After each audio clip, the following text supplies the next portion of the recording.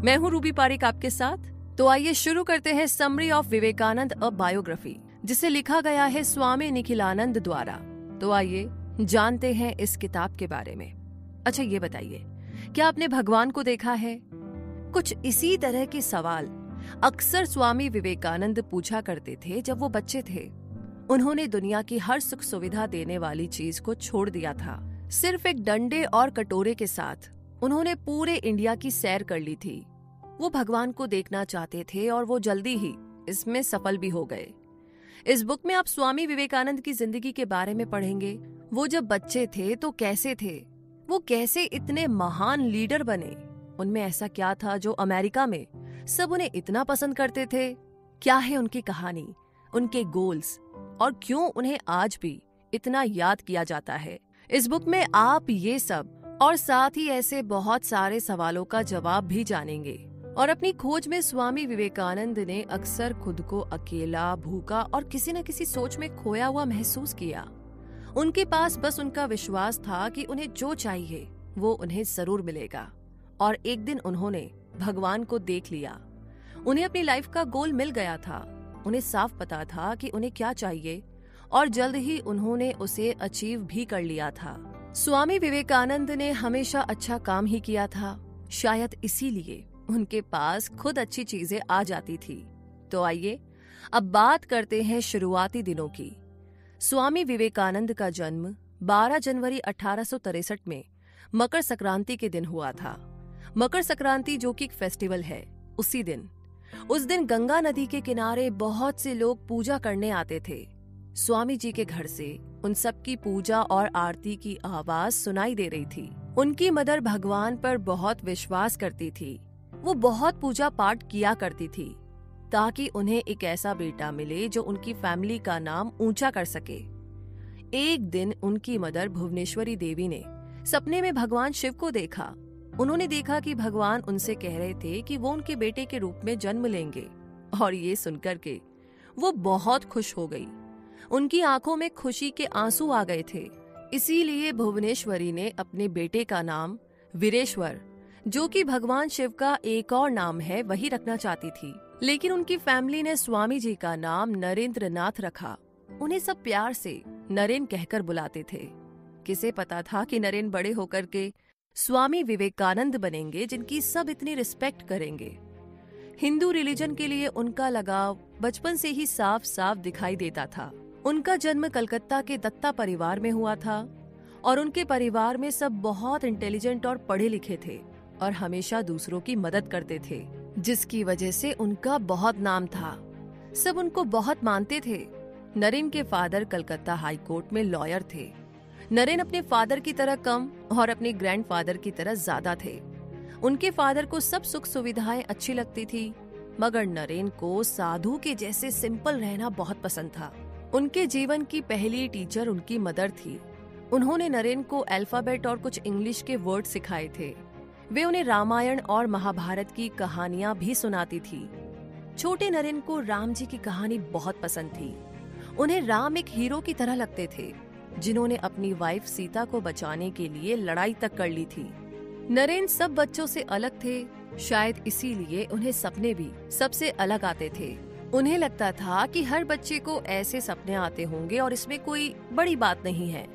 एक बार उन्हें सपने में एक चमकता हुआ बॉल दिखाई दिया, जिसमें से बहुत रोशनी निकल रही थी और जिसका रंग बदलता ही जा रहा था। वो बॉल धीरे धीरे और बड़ा हो रहा था और एक पॉइंट पर आकर के वो फूट गया। फिर उससे निकलने वाली व्हाइट रोशनी उनके ऊपर गिरने लगी और उन्हें पूरी तरह से ढक लिया। छोटी उम्र में भी वो लोगों पर अलग अलग रिलीजन जैसे कि हिंदू, मुस्लिम और अमीर गरीब में भेदभाव करने के लिए सवाल उठाते थे। एक दिन उन्होंने अपने फादर के ऑफिस में टोबैको पाइप का एक बॉक्स देखा। ये उनके फादर के क्लाइंट्स के लिए था और अलग अलग हिंदू कास्ट के लिए एक बॉक्स और मुस्लिम के लिए अलग बॉक्स रखा था। नरेन ने हर बॉक्स में से टोबैको पाइप लेकर के ट्राई किया। उनके फादर ने जब ये देखा तो उन्हें बहुत डांटा, पर नरेन ने कहा कि मुझे तो इनमें कोई फर्क दिखाई नहीं देता। नरेन को हमेशा हर बात जानने की इच्छा रहती थी। एक बार उन्होंने अपने फादर से पूछा, आपने मेरे लिए क्या किया है? उनके फादर बहुत समझदार थे।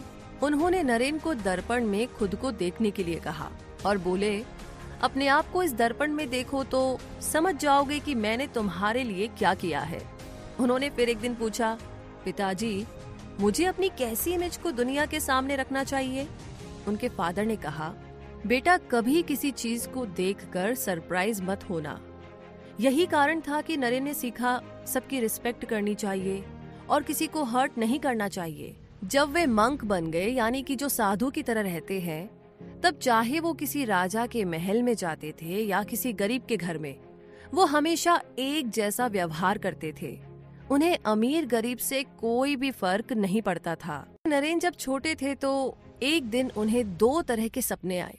पहला, एक बहुत पढ़ा लिखा आदमी है जिसके पास बहुत पैसा है और सोसाइटी में उसका नाम बहुत ऊंचा है। उसके पास एक बहुत सुंदर घर भी है, उसकी वाइफ और प्यारे प्यारे बच्चे हैं। दूसरा, एक मंक जो एक जगह से दूसरी जगह घूमते रहते हैं। उन्हें सिंपल लाइफ पसंद है। पैसा और दूसरी सुख सुविधा देने वाली चीजें उन्हें खुश नहीं करती। उनकी तो बस यही इच्छा है कि वो भगवान को जाने और उनके और पास चले जाए। नरेन जानते थे कि वो इनमें से कुछ भी बन सकते थे। उन्होंने बहुत गहराई से सोचा और उन्हें एहसास हुआ कि वो एक मंक की तरह ही जीना चाहते थे। दुनिया में क्या क्या नया इन्वेंट हो रहा है, क्या नया अचीवमेंट हो रहा है, इसमें तो उन्हें कोई इंटरेस्ट नहीं था। उनके पास एक क्लियर गोल था। उन्हें तो भगवान को देखना था। उन्हें एक्सपीरियंस करना था कि भगवान से मिलना कैसा लगता होगा। वो चाहते थे कि कोई ऐसा इंसान उन्हें रास्ता दिखाए जिन्होंने खुद ये एक्सपीरियंस किया हो, जिन्होंने खुद भगवान को देखा हो। तो अपनी इस खोज में उन्होंने ब्रह्म समाज को ज्वाइन किया। एक दिन उन्होंने इस ग्रुप के लीडर से पूछा, सर क्या आपने भगवान को देखा है? इनकी बात सुनकर देवेंद्र नाथ बहुत ही सरप्राइज हुए। उन्होंने नरेन का मन बहलाने के लिए कहा कि बेटे तुम एक साधु के जैसे हो, तुम्हें ना ज्यादा मेडिटेशन करना चाहिए। उनकी बात सुनकर नरेन उदास हो गए। उन्हें लगा जैसा टीचर वो चाहते हैं ये वैसे नहीं है। उन्होंने बहुत सारे लोगों से पूछा, बहुत पता लगाया, लेकिन उन्हें जो चाहिए था वो उन्हें नहीं मिल रहा था। फिर उन्होंने रामकृष्ण के बारे में सुना, जिनका मन इतना साफ था और जो इतनी गहराई से मेडिटेशन करते थे कि उन्होंने भगवान को महसूस किया था। नरेन श्री रामकृष्ण से दक्षिणेश्वर मंदिर में मिले थे। वो नरेन से मिलकर के बहुत इम्प्रेस हुए। नरेन ने पूरे मन से भजन गाकर के सुनाए और रामकृष्ण समझ गए कि नरेन दूसरे बच्चों से अलग है। ऐसा लगता था जैसे नरेन की आंखें हमेशा मेडिटेशन में ही लीन रहती थी। वो अपने कपड़ों या वो कैसे दिख रहे हैं उस पर बिल्कुल भी ध्यान नहीं देते थे। मास्टर रामकृष्ण बहुत खुश थे कि फाइनली उन्हें एक ऐसा स्टूडेंट मिला जिसके साथ वो अपने विचारों को शेयर कर सकते थे। रामकृष्ण को छोड़कर कभी किसी टीचर ने नहीं कहा था कि उन्होंने भगवान को सच में देखा है। अब नरेन को विश्वास हो गया था कि वो जिन्हें खोज रहे थे वो उन्हें मिल गए हैं। एक दिन उन्होंने पूछा कि मास्टर जी क्या आपने भगवान को देखा है? मास्टर जी ने कहा, हाँ मैंने भगवान को देखा है। जैसे मैं तुम्हें देख पा रहा हूँ वैसे ही मैं भगवान को भी देख सकता हूँ।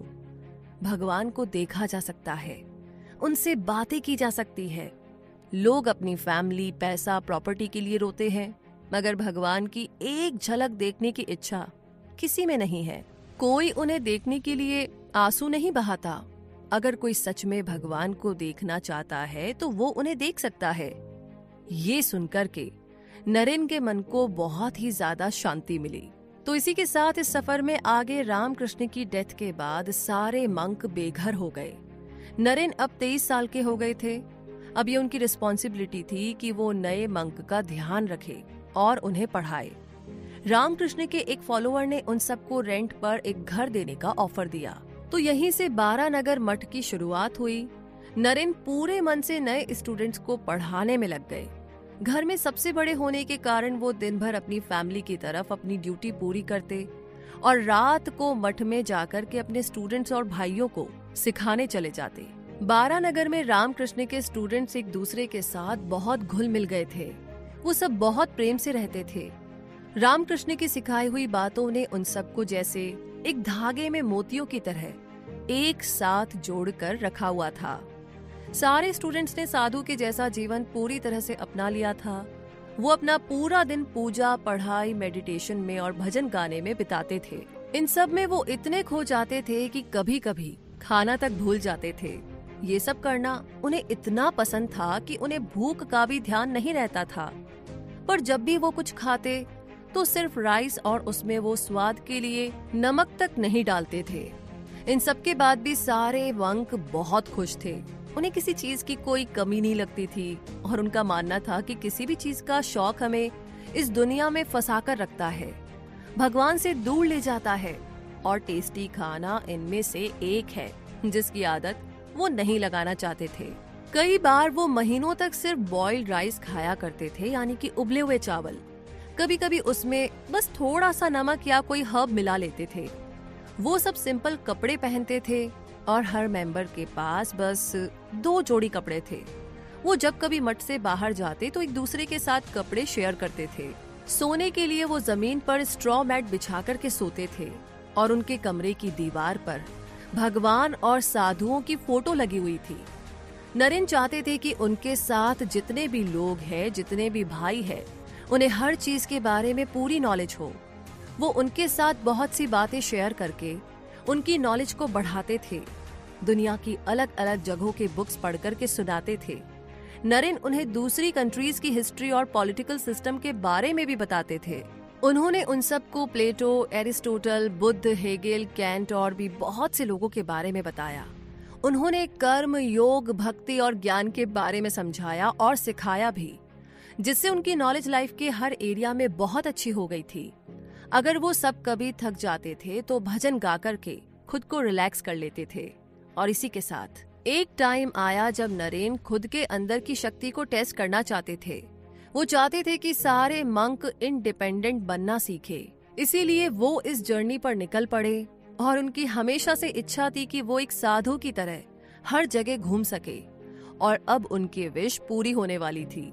उनके पास सिर्फ एक डंडा और एक कटोरा था। बस वो ऐसे ही चलते रहे और आगे बढ़ते रहे।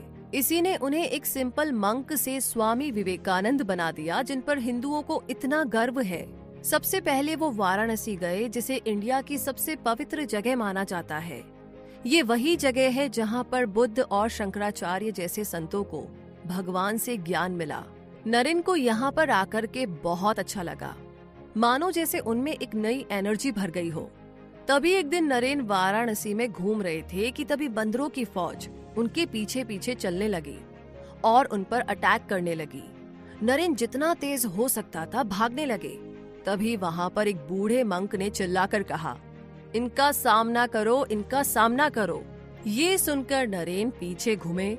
पूरी हिम्मत करके उन्होंने उन बंदरों को गुस्से से देखा।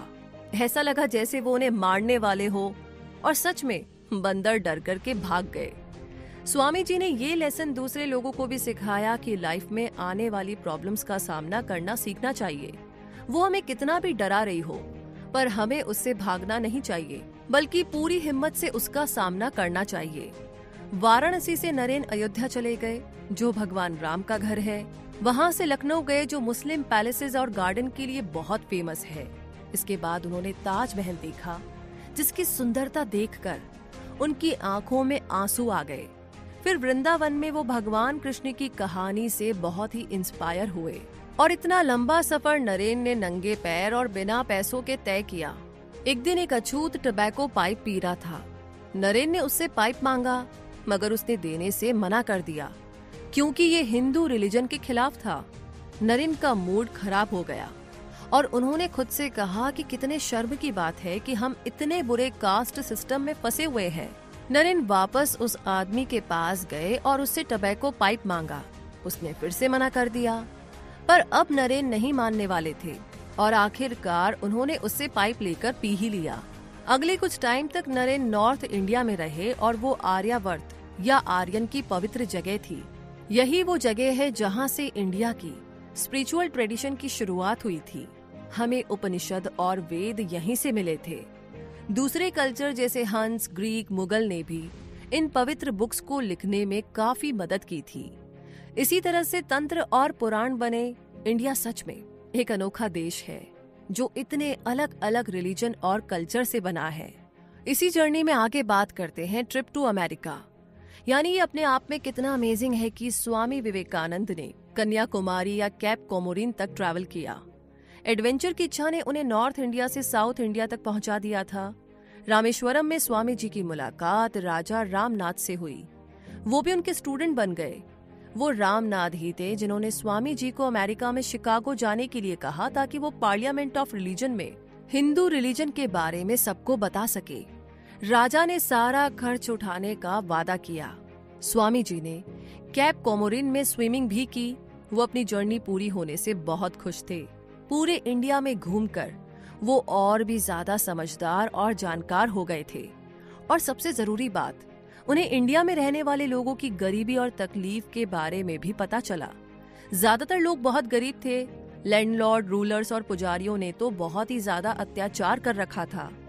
कास्ट सिस्टम ने लोगों का जीना बहुत मुश्किल कर दिया था। स्वामी जी जानते थे क्योंकि वो संत हैं, उनकी ड्यूटी है भगवान की सेवा करना। मगर स्वामी जी को ये एहसास हुआ कि भगवान तो हर इंसान में है। उन्हें अगर भगवान की सेवा करनी है तो पहले लोगों की सेवा करनी होगी। इसीलिए स्वामी जी ने फैसला किया कि वो अपनी नॉलेज और गुणों को लोगों की सेवा करने में यूज करेंगे। पर वो ये कैसे कर पाएंगे, क्योंकि उनके पास कुछ नहीं था। उनके सारे फॉलोअर्स भी गरीब थे।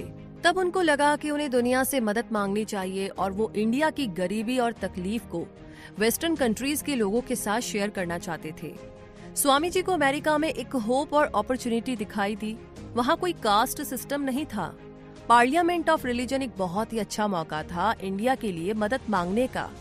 स्वामी जी से उन्हें इंडिया का एंशिएंट नॉलेज और ज्ञान मिल सकता था और बदले में इंडिया उनसे मॉडर्न टेक्नोलॉजी के बारे में सीख सकता था। कैप कोमोरिन से स्वामी जी मद्रास चले गए। अब तक लोग उन्हें पहचानने लगे थे। लोगों ने उन्हें वहां पर वेलकम किया। स्वामी जी ने उनको अमेरिका जाने का कारण बताया। स्वामी जी को लोग बहुत मानते थे, इसीलिए मद्रास में उनके बहुत से फॉलोअर्स बन गए। स्वामी जी की ट्रिप के लिए उन सब ने मिलकर के पैसा जमा किया। मद्रास में स्वामी जी ने कुछ सालों के बाद प्रॉपर प्लानिंग के साथ काम शुरू किया था। जब लोगों ने उनको पैसे दिए तो स्वामी जी ने लेने से मना कर दिया और कहा कि उसे गरीबों में बांट दिया जाए। हैदराबाद में स्वामी जी ने पहली बार लोगों के सामने लेक्चर दिया। इसका नाम उन्होंने my mission to the West रखा। बहुत सारे लोग उनको सुनने के लिए आते थे। उनकी समझ और नॉलेज से वो बहुत ही प्रभावित हुए। पहली बार स्वामी जी को ये पता चला कि वो लोगों के सामने बहुत अच्छे से बोल सकते थे। एक दिन उन्होंने एक सपना देखा। रामकृष्ण समुद्र की तरफ बढ़ रहे थे। वो स्वामी जी को उनके पीछे आने के लिए कह रहे थे। उन्होंने शारदा देवी को भी जाओ बोलते हुए सुना। उन्हें ऐसा लगा कि ये उस लेटर का जवाब है जो उन्होंने अमेरिका वाली ट्रिप के बारे में लिखा था। अब उन्हें समझ में आ गया था कि रामकृष्ण और माँ शारदा देवी की ब्लेसिंग उनके साथ है। उन्हें विश्वास हो गया था कि ये वही है जो उन्हें करना है और वो सही रास्ते पर आगे बढ़ रहे हैं। और इसी के साथ इस जर्नी में आगे बात करते हैं द पार्लियामेंट ऑफ रिलीजन्स। यानी कि बॉम्बे से शिकागो की जर्नी बहुत लंबी थी। स्वामी जी समुद्र के रूट से ट्रैवल कर रहे थे और ये जर्नी उनके लिए बहुत ही एडवेंचरस थी। उनकी मुलाकात कुछ इंटरेस्टिंग लोगों से हुई। उन्होंने हांगकांग और सिंगापुर के सी पोर्ट्स देखे और वो चाइना और जापान के टेम्पल्स में भी गए। शिप पैसिफिक ओशियन को क्रॉस कर चुका था। स्वामी जी ने शिकागो जाने के लिए वैंकूवर और कनाडा से ट्रेन ली। तभी स्वामी जी को पता चला कि वो तो 1 महीने पहले ही पहुंच गए हैं। यहाँ तक आने में जितने लोगों ने उनकी मदद की थी उनमें से किसी को भी इस बारे में कुछ पता नहीं था। अमेरिका के लोग स्वामी जी के ऑरेंज कपड़ों और टर्बन को देख करके हैरान थे। उन्होंने ऐसे कपड़े कभी नहीं देखे थे। जब वो रास्ते पर चलते थे तो छोटे बच्चे उनको फॉलो करने लगते थे। वहाँ ऐसा भी समय आया जब स्वामी जी रास्ता भूल जाते थे और उनके पास खाने, रहने और ट्रैवल करने के लिए पैसे नहीं होते थे। मगर उन्हें कोई ना कोई स्ट्रेंजर हमेशा हेल्प करने के लिए मिल जाता था। स्वामी जी को लगता था जैसे भगवान उनके साथ ही है और हमेशा उनको देख रहे हैं। और इतना ही नहीं, वो इन सभी अजनबियों को उनकी मदद करने के लिए भेज रहे हैं ताकि उनका मिशन ठीक से पूरा हो सके। वैसे पार्लियामेंट ऑफ रिलीजन सितंबर 1893 में खोला गया।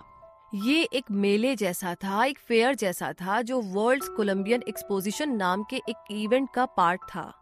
जब क्रिस्टोफर कोलंबस ने अमेरिका को खोजा था तो ये उसे सेलिब्रेट करने के लिए मनाया गया था।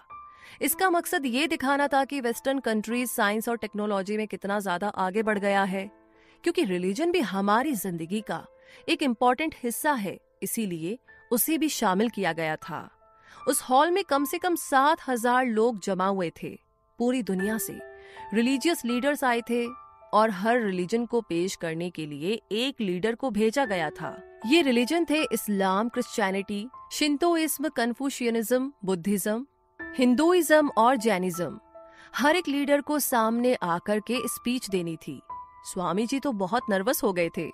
उन्होंने कोई स्पीच नहीं लिखी थी और उन्हें पता ही नहीं था कि उन्हें इसकी जरूरत भी पड़ेगी। वो पहली बार इतने सारे लोगों के सामने स्पीच देने वाले थे, तो उन्होंने वहां पर काम करने वाली टीम से कहा कि भाई उन्हें ना सबसे लास्ट में बुलाया जाए। आखिर उनकी बोलने की बारी आ ही गई। उनके पहले वर्ड्स थे, brothers and sisters of America. उनके वर्ड्स ने वहां पर सभी लोगों का दिल जीत लिया। उन लोगों ने खड़े होकर के उनके लिए तालियां बजाई। सबको लगा कि कोई अलग आया है जिसने पूरे मन से ये कहा और जिनकी बातों में सच्चाई है। वो सबसे ये कहना चाहते थे कि हमें एक दूसरे को एक्सेप्ट करना सीखना होगा। हमें एक दूसरे को समझने की और शांति बना करके रखने की जरूरत है। कोई हमसे अलग है तो क्या हुआ, हमें सबकी रिस्पेक्ट करनी चाहिए। उन्होंने बताया कि कैसे पुराने समय में इंडिया ने ज़ोरास्ट्रियन और इजराइल के लोगों को सहारा दिया था और इंडिया में रहने की जगह दी थी। वो समझा रहे थे कि अलग अलग रिलीजन के लोग छोटी छोटी नदी की तरह है, जो अलग तो हो सकते हैं मगर सबके सब अंत में समुद्र में जाकर मिल जाते हैं, एक हो जाते हैं, और वो समुद्र है भगवान। उन्होंने सिर्फ अपने रिलीजन के बारे में बात नहीं की, बल्कि दुनिया के सारे रिलीजन के बारे में बताया। उनकी यही बात और सोचने का तरीका उन्हें भीड़ में सबसे अलग बनाती थी। समय के साथ दुनिया बहुत मॉडर्न हो गई थी और इसी मॉडर्न दुनिया से उन्होंने रिक्वेस्ट की कि हमें भेदभाव को खत्म करना होगा। हर जाति, रंग और कास्ट को एक्सेप्ट करना होगा, स्वीकार करना होगा। स्वामी जी ने कहा कि हम सब बिल्कुल एक जैसे हैं, इसलिए ये भेदभाव बंद होना चाहिए। स्वामी जी की वो खास बात जो उन्हें दूसरों से अलग बनाती थी वो ये थी कि उन्होंने कभी भी किसी दूसरे रिलीजन की बुराई नहीं की। उन्होंने कभी भी किसी एक रिलीजन को सही और बाकी सबको गलत साबित करने की कोशिश नहीं की। उनका मानना था कि सब रिलीजन हमें भगवान तक ले जाने का रास्ता है। वो कहते थे कि किसी मकान के अंदर जाने के बहुत सारे दरवाजे हो सकते हैं। पार्लियामेंट के लास्ट डे उन्होंने कहा कि पार्लियामेंट ऑफ रिलीजन ने ये साबित कर दिया है कि हर रिलीजन दान करने, मदद करने में विश्वास करता है। उन्होंने कहा कि अगर एक भी ऐसा रिलीजियस लीडर है जो अपने रिलीजन को ऊपर रख करके दूसरों को दबाना चाहता है तो मुझे उस पर दया आती है। उन्होंने कहा कि जल्दी ही हर रिलीजन का एक ही स्लोगन होगा, शांति और प्रेम, तोड़फोड़ और विनाश नहीं। एक रात में ही स्वामी जी जैसे एक सेलिब्रिटी बन गए थे। लोग उनकी बातों को और उनकी सच्चाई को बहुत पसंद करते थे। पूरे शिकागो में स्वामी जी की फोटो के बड़े बड़े पोस्टर लगे हुए थे। उनकी फोटो के नीचे लिखा था, द मंक विवेकानंद। जो भी उनकी फोटो के सामने से गुजरता था वो वहां पर रुक करके सिर झुका करके जाता था। पार्लियामेंट ऑफ रिलीजन के बारे में इंडिया में खबर आने लगी। न्यूज़पेपर और मैगजीन में स्वामी जी की स्पीच छपने लगी। सारे हिंदुओं को बहुत ही गर्व फील हो रहा था, प्राउड फील हो रहा था। मठ में जो भी उनके भाई थे उन्हें तो विश्वास ही नहीं हो रहा था कि ये वही नरेन है जिनका इतना नाम हो गया है। जब स्वामी जी ने उनको लेटर लिखा तब जाकर के उन्हें विश्वास हुआ। अमेरिका में स्वामी जी के लोग बहुत मदद करते थे, लेकिन वो उन पर डिपेंड नहीं रहना चाहते थे। इसीलिए वो अमेरिका में जगह जगह लेक्चर देने लगे ताकि उन्हें कुछ पैसे मिल सके। हर जगह उन्होंने दया और सबको स्वीकार करने वाली सोच को फैलाने की कोशिश की। स्वामी जी ने न्यूयॉर्क, बोस्टन, वॉशिंगटन और कैम्ब्रिज में लेक्चर दिया और उनका जो गोल था वो अब जाकर के पूरा हुआ था। उन्होंने पूरी दुनिया को हिंदू रिलीजन और उसके विचारों के बारे में बताया था और इसी वजह से अब वो इंडिया में गरीब लोगों की मदद कर सकते थे।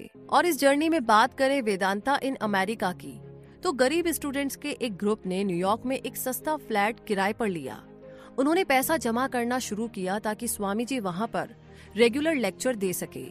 वो जमीन पर बैठते थे और लोगों को जहां जगह मिल जाती थी वो वहीं पर खड़े हो जाते थे। वहां का दरवाजा हमेशा खुला रहता था। स्वामी जी फ्री में लेक्चर देते थे और एक बार सुबह और एक बार शाम को। स्वामी जी को इन स्टूडेंट्स को पढ़ाना बहुत अच्छा लगता था। ये सब कुछ नया जानना और सीखना चाहते थे। उन्हें कोई फर्क नहीं पड़ता था कि भीड़ हो गई है या उनके पास बैठने की जगह नहीं है। वो तो बस ध्यान से स्वामी जी की बातें सुनते थे। स्वामी जी ने उन्हें ज्ञान योग के बारे में सिखाया ताकि वो वेदांत के सच के बारे में जान सके। वेदांत हमें ये सिखाता है कि हम सबके अंदर भगवान है। इसीलिए रिलीजन का सही मतलब होता है अपने अंदर के भगवान को ढूंढना और उसे पहचानना। उन्होंने उन्हें राजयोग भी सिखाया ताकि वो कंसंट्रेशन, मेडिटेशन और सेल्फ कंट्रोल में मास्टर बन सके। उनके स्टूडेंट्स उनकी सिंपल लाइफ को फॉलो करने की कोशिश करते थे। वो भी स्वामी जी की तरह किसी गलत सोच या काम से बचने की कोशिश करते थे। कई स्टूडेंट ऐसे थे जो इन सब को लेकर के बहुत ज्यादा सीरियस थे।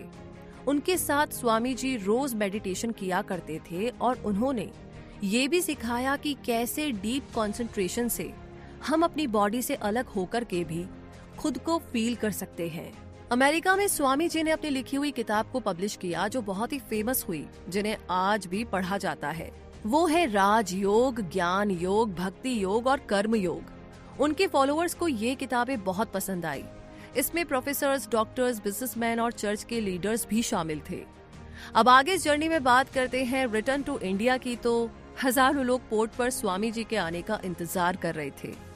जब उनके कपड़े की एक झलक दिखाई दी तो वो सब बहुत खुश हो गए। सब उनका नाम लेकर के चीयर कर रहे थे। उनको रिस्पेक्ट देने के लिए वो सब जमीन पर बैठ गए। स्वामी जी को सिलोन के लीडर्स ने वेलकम किया। उनके लिए एक बड़ा जुलूस निकाला गया। एक इंडियन बैंड उनके लिए म्यूजिक बजा रहा था। उनके ऊपर फूल बरसाए जा रहे थे और रोज वाटर और गंगा जल डाला जा रहा था। हवा में अगरबत्ती की खुशबू थी और लोग उन्हें फल और गिफ्ट्स दे रहे थे। इस खुशी और जोश को देख कर के स्वामी जी ने इसकी बहुत तारीफ की। लोगों ने उनके लिए जो किया उन्होंने बड़े प्रेम से उसे एक्सेप्ट किया। उन्होंने हिंदुओं को भगवान में विश्वास करने और उनकी भक्ति के लिए उनकी बहुत तारीफ की।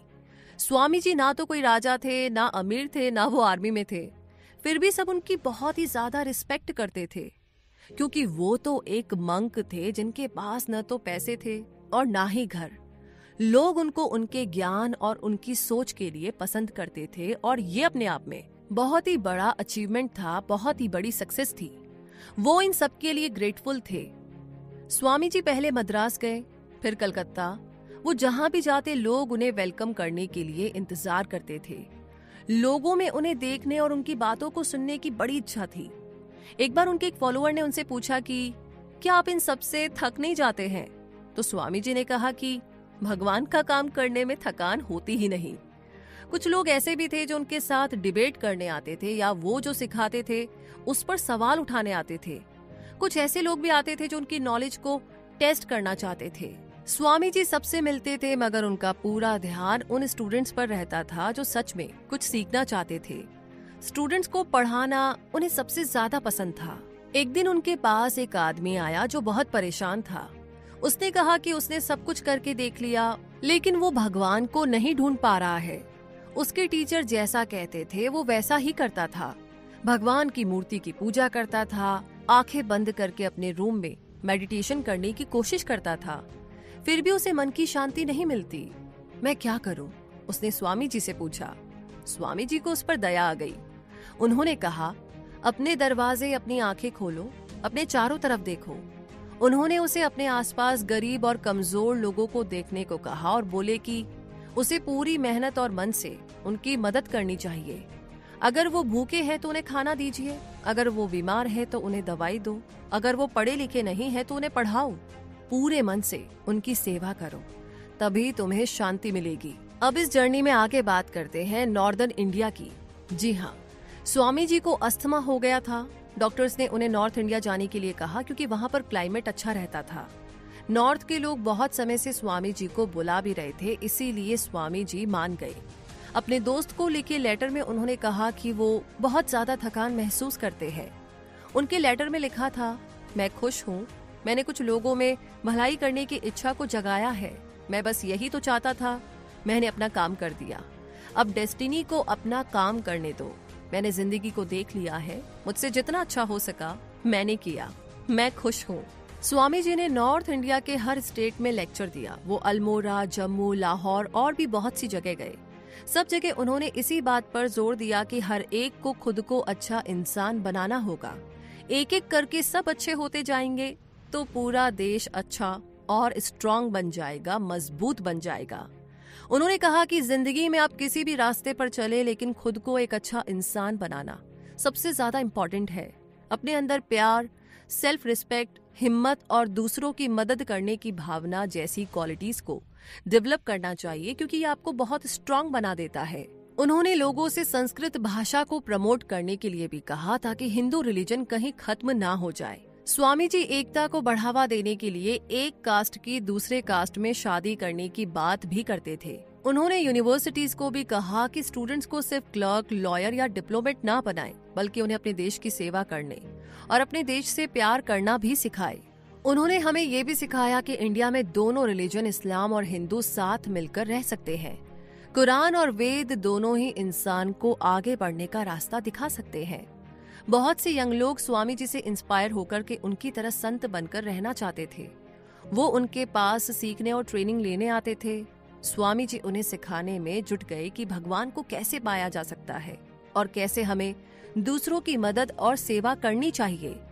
स्वामी जी के वेस्टर्न दोस्तों ने एक नए मठ को बनाने में उनकी मदद की।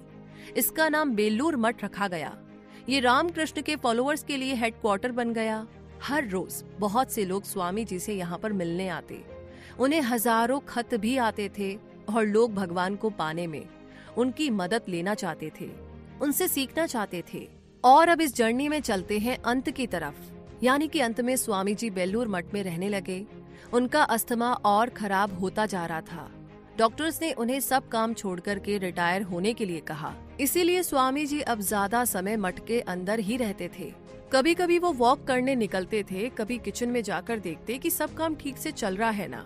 कभी कभी तो खुद भी खाना बना लिया करते थे। कभी नए मंक्स के साथ भजन गाने लगते थे। स्वामी जी ने स्टडी करना चालू रखा और खुद को उसमें बिजी कर लिया। हमारी जो सेक्रेट बुक्स है वे उनके बारे में भी लेक्चर दिया करते थे। दिन ब दिन उनकी बॉडी वीक होती जा रही थी, मगर उनका दिमाग अभी भी बहुत शार्प था। अगर कोई मंक उन्हें आराम करने के लिए कहता तो वो मानते नहीं थे।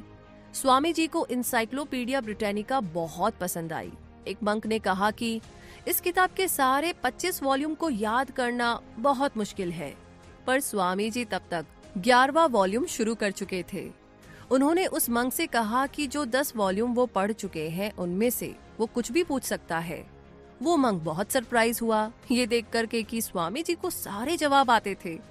यहाँ तक कि उन्होंने उन बुक्स की कुछ लाइंस भी बोल करके दिखाई।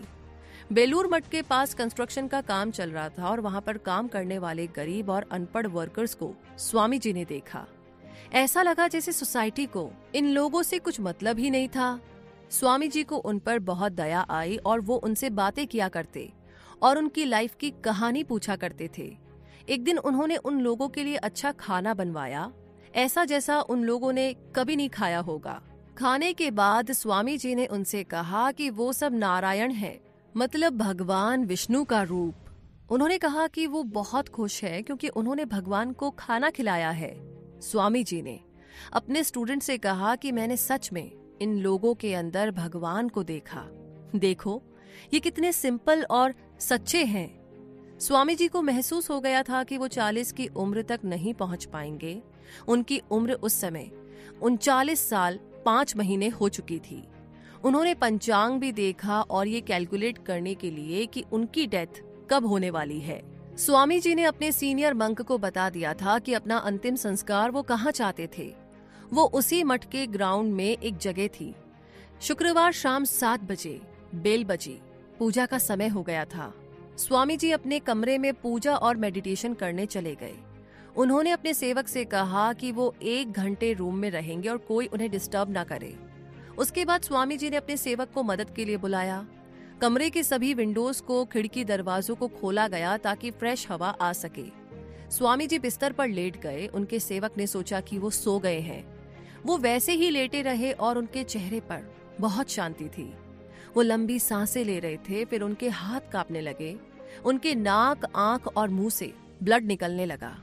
योग बुक में बताया गया है कि एक महान और पवित्र संत की आत्मा सिर से बाहर निकलती है, जिसकी वजह से ब्लीडिंग होती है। ये घटना रात 9 बजे हुई। डॉक्टर्स ने बताया कि इसका कारण एपोप्लेक्सी या अचानक सुनना बंद हो जाने से ऐसा हुआ था। लेकिन दूसरे मंक समझ गए थे कि स्वामी जी ने जानबूझकर समाधि ले ली है। उन्होंने उनके शरीर को ऑरेंज कपड़ा उड़ा दिया और उनके चारों तरफ फूल बिछा दिए। उनका अंतिम संस्कार अगले दिन किया गया और सारे मंक्स उनके शरीर को उस पेड़ के पास ले गए जहां स्वामी जी ने कहा था। वो सब प्रार्थना कर रहे थे और उनकी चिता को आग दे दी गई। उन्हें स्वामी जी की कही हुई बात याद आ रही थी। एक समय आएगा जब मैं अपने शरीर को एक पहने हुए कपड़े की तरह छोड़ दूंगा, मगर ये मुझे काम करने से रोक नहीं पाएगा। मैं हमेशा लोगों को इंस्पायर करता रहूंगा तब तक जब तक वो समझ नहीं जाते कि वो उस भगवान का ही एक पार्ट है। हो सकता है मैं बार बार जन्म लूं, हो सकता है मैं पैदा होने के बाद बहुत सारे दुख को झेलूं। इस तरह मैं उस भगवान की हमेशा पूजा कर पाऊंगा जिन पर मुझे सबसे ज्यादा विश्वास है। वो भगवान एक ही है जिनमें हम सबकी आत्मा मिल जाती है। तो इसी बात के साथ हम पहुंच गए हैं कंक्लूजन पर, यानी कि स्वामी जी हर इंसान में भगवान को देखते थे। वो समझ गए थे कि भगवान को पाने और उनकी सेवा करने के लिए हमें गरीब और कमजोर लोगों की मदद और सेवा करनी चाहिए।